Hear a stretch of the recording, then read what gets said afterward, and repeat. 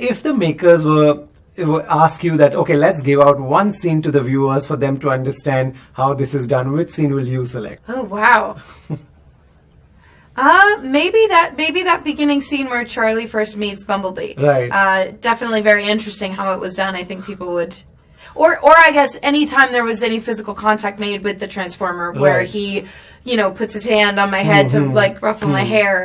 Yeah, I think people would, love to see what that really looks like. That is very adorable. How is that done? Well, that one was a sort of foam hand on a pole that somebody like reached in and just would like move it over my head. Yeah. Okay, lovely.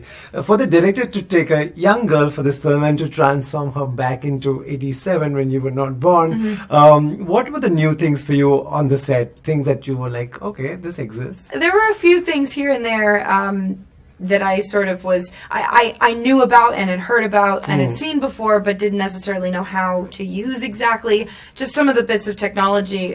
Charlie listens to her Walkman every morning, every day. That was something that I just was kind of like, I'm going to act like I know what I'm doing here because I think I do, but somebody tell me if I'm doing it right.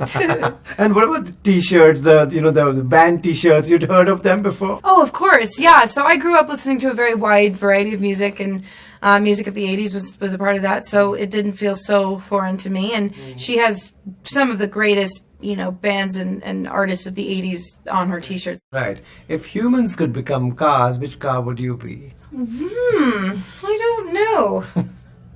What kind of car would you become? Bumblebee. Bumblebee? There is something that I do like that, he is this massive, intimidating, protective transformer, and then he turns into this, like, super cute little Bumblebee.